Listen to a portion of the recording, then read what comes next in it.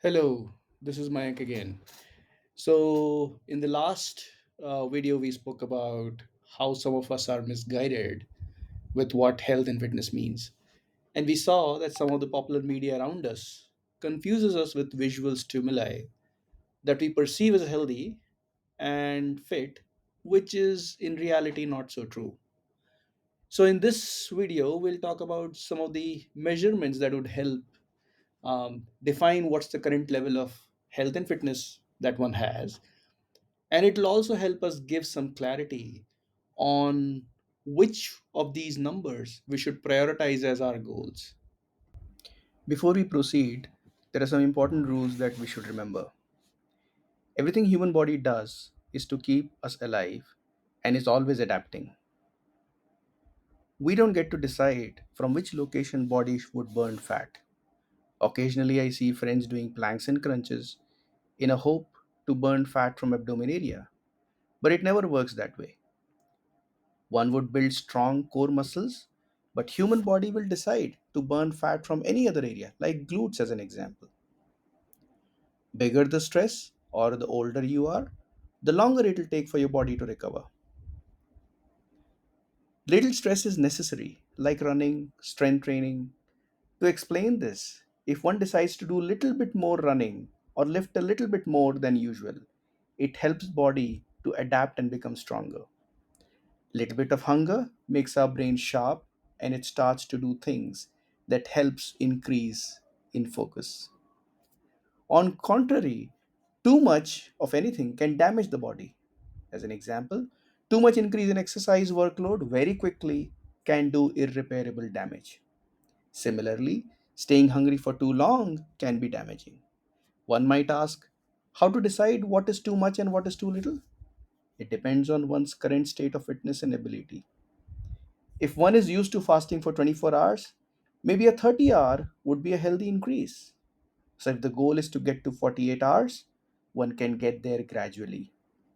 Similarly, if a 50 kg deadlift is comfortable, increasing it by 5 kg would be helpful over time, and over time, one can get to 100 kg deadlift. Same applies to other fitness activities like cycling, running. We will see how to measure stress and recovery as well. Some of the basic data to measure are weight, height, waistline, and hip line. These could be measured using an inch tape. Using the above data, one can calculate BMI and keep track of this number. As a benchmark for a normal individual, male or female, a BMI of 23 is considered healthy. Any BMI over 25 is trending into obese category, and anything above 30 should be considered alarming. Body fat percentage could be measured using a Bluetooth weighing scale or a very cheap caliper that's available on Amazon. It can be used as a pinch hold method. If you're using a scale, remember they could be off by as much as 10%. In my experience, I found the caliper, which uses the pinch hold method, to be fairly accurate. A 20 to 25% body fat for both male and female is considered healthy. Anything over 25 should be a cause of change in lifestyle, diet, exercise, and or all the three. On a resting heart rate, the lower the better. You would need a wearable to wear it during sleep to get an accurate data. Google up Fitbit's 150 billion hours of heart rate data, as I've shown it on the screen, and it shows what an increased resting heart rate can mean at later years from a health and cardiovascular health perspective. Heart rate variability is one of the best metric to gauge if your body has had a good recovery. A high HRV indicates a good recovery. One thing to remember is a good sleep is the best way to have a good recovery. So, for the variables these days, collect this metric and should be something everyone should watch for. Simply speaking, HRV is an ability of our heart to variate its beat per minute depending on the need of the hour. The higher the variability, the better our heart is prepared to handle all kinds of stress.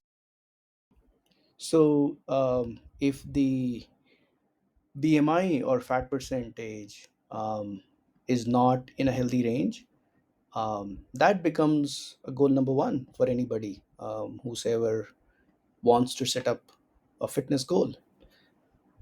Once that is in the range, then one can look at what is my resting heart rate, what is my HRV, some of the more higher level metric.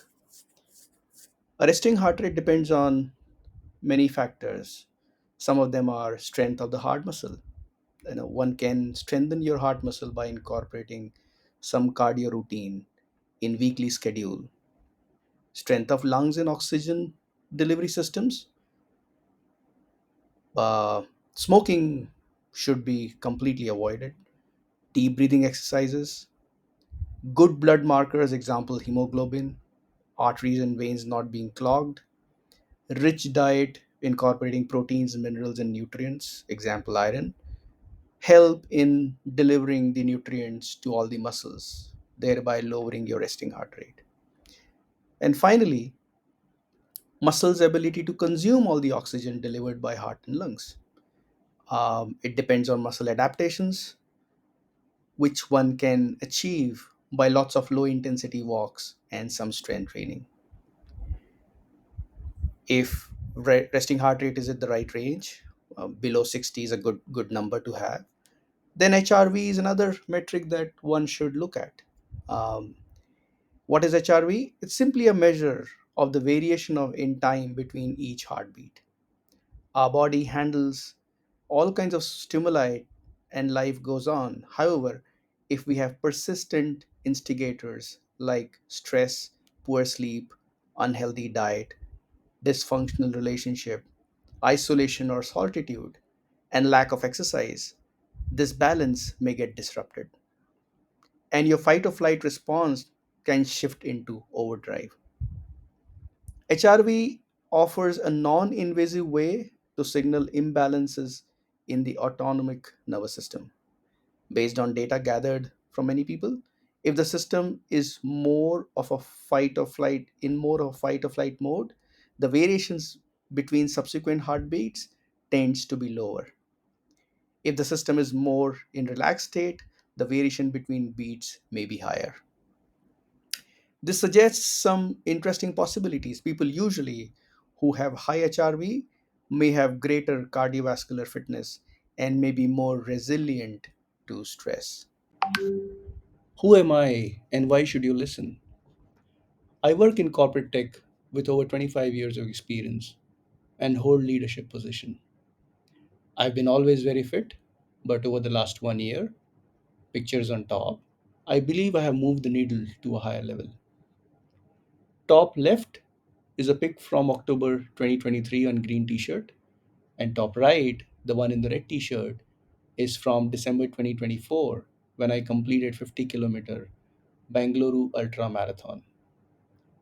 My resting heart rate is roughly around 40s and my VO2 max is 55, which makes it roughly to top 1% for my age and gender, I believe, with whatever I've read. VO2 max is another amazing metric that we've not discussed, but let me know in the comments if you would like me to talk about that too.